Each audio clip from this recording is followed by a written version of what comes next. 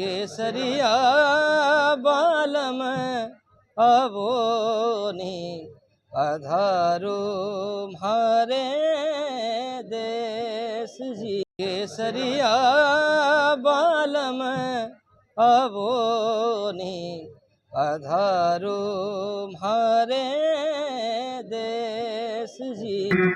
परीक्षित ने हाथ जोड़े और कहा, गुरुदेव, भगवान के स्वयं मनु के वंश में कौन कौन राजा हुए, किस किस प्रकार से हुए, ये हमें थोड़ी कथा सुनाइए। स्वयं मनु के 3 बेटियां थी, आकुति, देवती, प्रसूति। देवती का विवाह हुआ कर्दम ऋषि के साथ में, और आकुति का विवाह रुचि प्रजापति के साथ में, और प्रसूति का विवाह है दक्ष प्रजापति के साथ में संपन्न हुआ। प्रसूति की कोख से एक कन्या ने जन्म लिया जिसका नाम रखा सती। सती का विवाह भगवान शिव से हुआ, और भरी सभा में दक्ष ने भगवान शिव का अपराध कर दिया, अपमान कर दिया।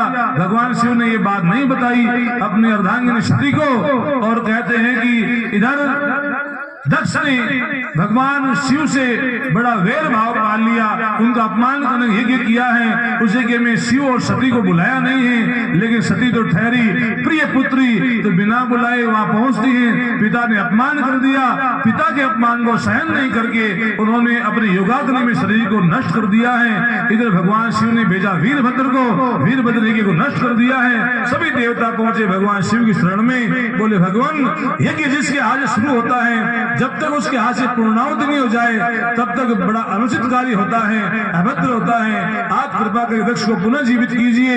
तो कहते हैं कि भगवान शिव आते हैं और दक्ष की मुंड को धड़ पे रखकर दक्ष को पुनः जीवित किया गया है, और दक्ष के हाथ से को पूर्णाहुति करवाया है। दक्ष ने क्षमा याचना करते हुए भगवान शिव के अनेक प्रकार से स्तुति की है, क्षमा याचना की है, प्रार्थना की है। इधर सुखदेव जी कहते हैं कि स्वयं मनु के 2 पुत्र हुए, प्रियव्रत और उत्तानपाद।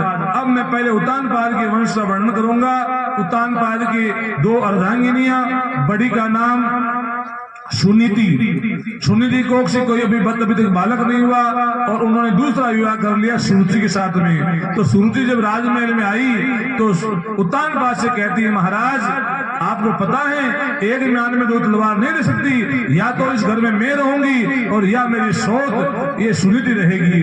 तो नई नवी दुल्हन के वसीभूत होकर के उत्तानपाद महाराज ने अपनी पहले वाली अर्धांगिनी सती को घर से दूसरे राजमहल में छोड़ दिया।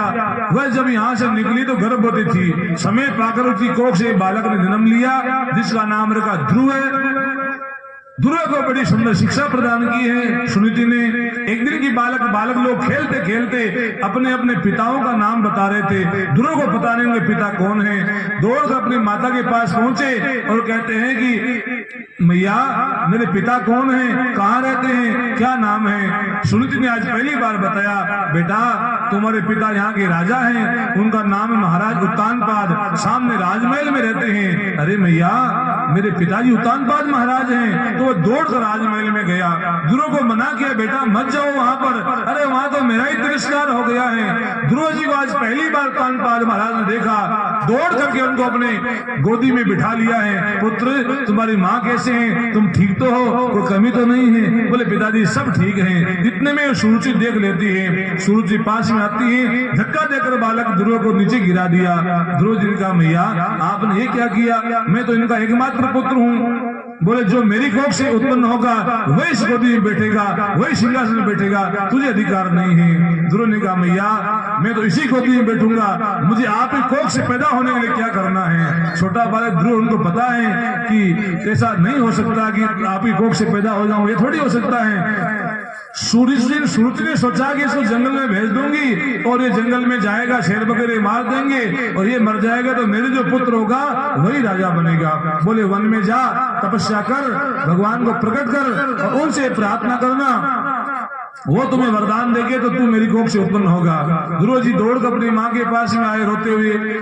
माता सुनीति ने कहा, बेटा मैंने तुम्हें पहले ही मना किया था, मत जाओ वहां पर। अरे मैंने खूब सेवा की, खूब उनका सत्कार किया, तिरस्कार हो गया मेरा भी। बोले मैया वो तो कोई बात नहीं है, लेकिन मेरी माता सुनीति ने कहा कि वन में जा तपस्या कर। जब ये बात कही तो सुनीति ने कहा, बेटा और जो हुआ सो हुआ, लेकिन तुम्हारी माता सुनीति ने कहा कि वन में जाकर तपस्या कर। बेटा ये बात श्रेष्ठ है। बेटा वास्तव में मनुष्य का जो जीवन है, ये तो जी कहां, तो बोले वन में, जीवन। ध्यान देना बंधुओं, यदि जिसके वन का आश्रय नहीं है, थोड़ा बहुत भी जिसको वन में आश्रय नहीं है, उसका जीवन जीवन नहीं है। जीवन, भगवान श्री कृष्ण ने कई सालों तक गायों के पीछे वनों के अंदर वन में जीवन जिया। भगवान श्री राम 14 वर्ष वनवास में वन में जीवन जिया। ऋषियों ने अपना पूरा जीवन वन में जिया। इसलिए आपसे भी निवेदन है कि कभी कभी ऐसे आश्रमों में, मंदिरों में, एकांत में कभी जीवन, कभी कभी जीवन। आप 100% जीवन नहीं कर सकते, जीवन को जीवन नहीं बना सकते, तो कोई बात नहीं है, कभी कभी साल में 1-2 बार जीवन, थोड़ा वन में, कभी वन में जीने की कोई ऐसी बात बन जाए कहीं पर, तो वन में जिए।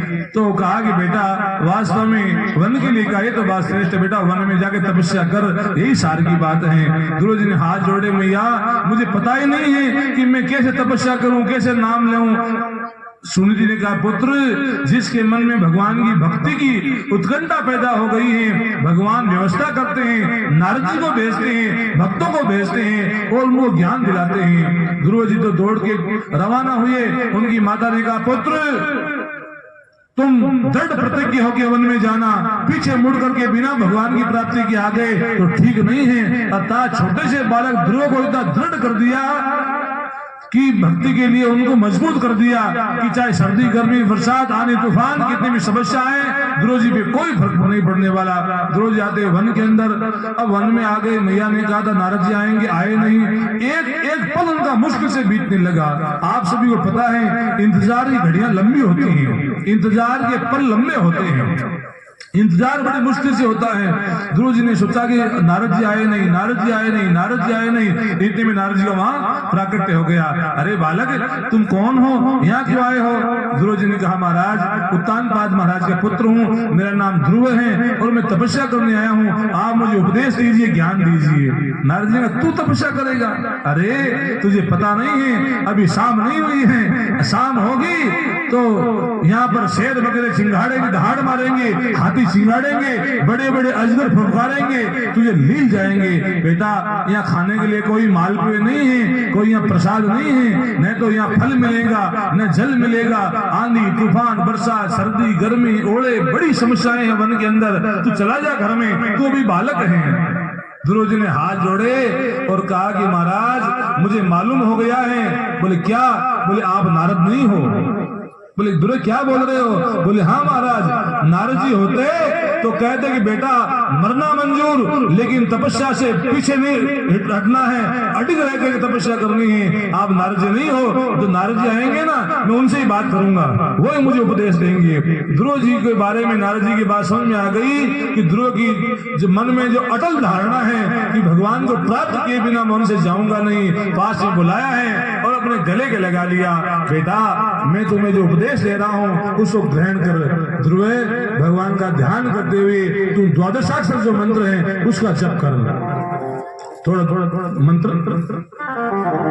ओम नमो भगवते वासुदेवाय, ओम नमो भगवते वासुदेवाय, वासुदेवाय हरे वासुदेवाय हरे नंदनाय, ओम नमो भगवते वासुदेवाय, ओम नमो भगवते वासुदेवाय, ओम नमो भगवते वासुदेवाय। ध्रुव जी से जब शुरू किया है और कहते पहला महीना गुजरा उनका, हर रोज सुबह जल्दी उठते, स्नान ध्यान करते, फल पुष्प इकट्ठा करके खाते और बड़े प्रेम से भगवान का सुमरन करते। दूसरा महीना शुरू हुआ, ध्रुव जी मन में सोचते अरे फलों को इकट्ठा करने में समय लगता है और ये तो ठीक बात नहीं है। तो त्रि रात्रि अंते 3 दिन और 3 रात तक एकाग्र होकर जप करते, उठते भी नहीं, जलपान भी नहीं करते, 3 रात के बाद उठते और हरे पत्ते और जल खा लेते और फिर बैठ जाते। तीसरा महीना शुरू हुआ, पंच रात्रि अंते 5 दिन और 5 रात के बाद उठते। और अब क्या हुआ कि पतझड़ आ गया था, हरे पत्ते मिलना मुश्किल हो गया था, तो कहते सूखे पत्ते इकट्ठे करते, वो खा लेते, जल पी लेते। चौथे महीने में 10 रात्रि अंत रात के बाद में एक बार उठते, और अब तो पतझड़ के जाने के बाद में क्या होता है, आंधी आती है तो आंधी से पत्ते भी वहां से हट जाते हैं, तो पत्ते मिलना भी मुश्किल था। तो एक बार जल पी लिया और बैठ गए तपस्या करने के लिए। 4 महीने गुजरे, 5वें महीने में केवल श्वास लिया है, 6वां महीना शुरू हुआ। ध्रुव जी को श्वास लेते लेते भी लगता है कि श्वास लेने से भगवान का ध्यान भंग हो रहा है। ध्यान देना बंधुओं, अभी तक हमारा ध्यान लगा नहीं है, चित्त लगा नहीं है, सुमरन में मन हुआ नहीं है। जिस दिन भगवान का नाम, रूप, गुण, लीला, धाम इनमें रुचि हो जाएगी तो एक एक पल खाली जाएगा तो ठीक नहीं लगेगा आपको लगा ये सब क्यों हो रहा है, मैं एक रस क्यों नहीं ध्यान कर रहा हूं। तेल धारावत, जिस प्रकार तेल की धारा गिरती है उसमें कोई विक्षोभ नहीं होता है, उस प्रकार से भक्ति चलती है। और वो भक्ति होने लग जाएगी तो चाहे आप गृहस्थी में रहें, काम करें, कुछ भी करें, लेकिन सुमरन में जो शुरू हो जाएगा तेल धारावत। तो ध्रुव जी 6वें महीने में श्वास को अवरुद्ध करके एक रस केवल भगवान के ही ध्यान में लगे हुए हैं। इधर सुखदेव जी कहते हैं, परीक्षित, जब कोई भक्त श्वास को रोक करके भगवान के दर्शन के लिए लालायित होकर के बैठ जाता है तब देवताओं को श्वास मुश्किल में पड़ जाता है। सभी देवता एक लोग इकट्ठे होकर भगवान के पास पहुंचे, इधर ध्रुव जी केवल एक ही ध्यान में लगे हुए हैं। मेरा निश्चय एक नहीं, मेरा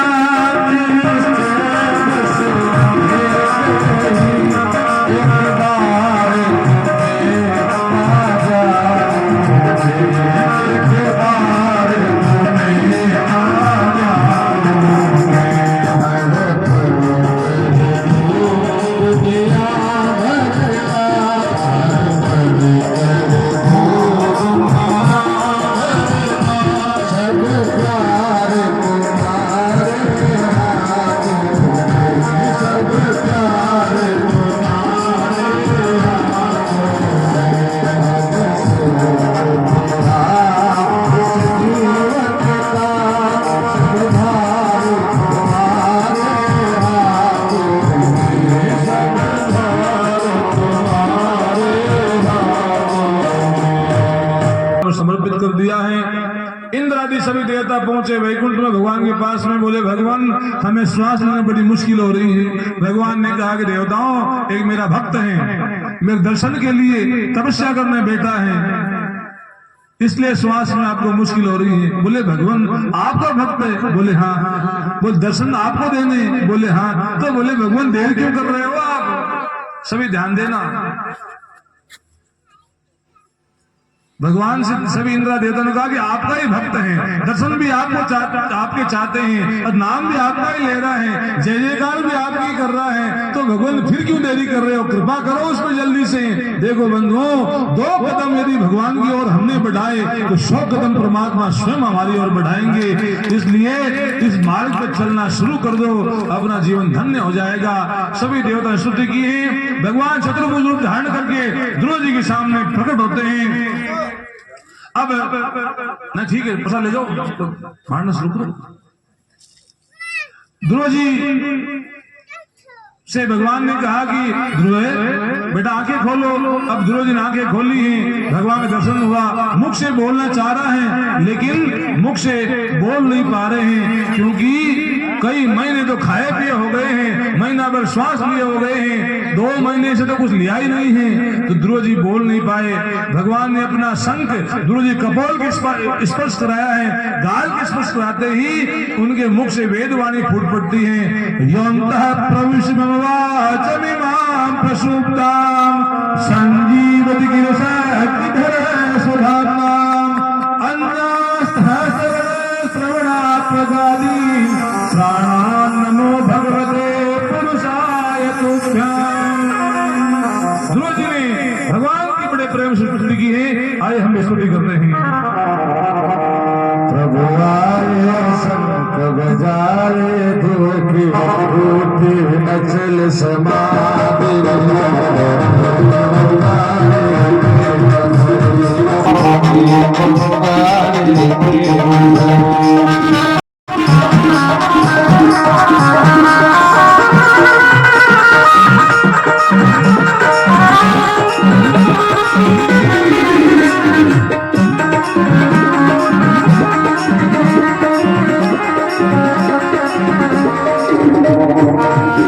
देखत मगन मोहनी मूरत रावण कुलहारे देखत मगन मोहनी मूरत रावण कुलहारे सिर पर मुकुट के सहरे काले भूकर भूकर वाले चल जाए बिना बुलाए आंखों में भंवर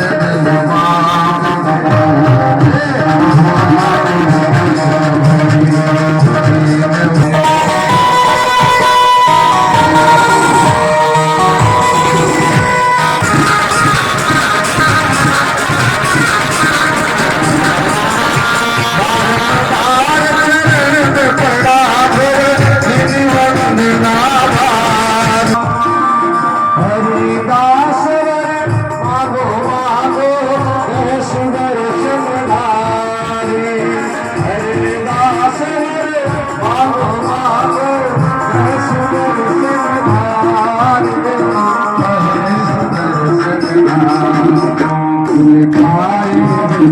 धारे सुदर्शन धारे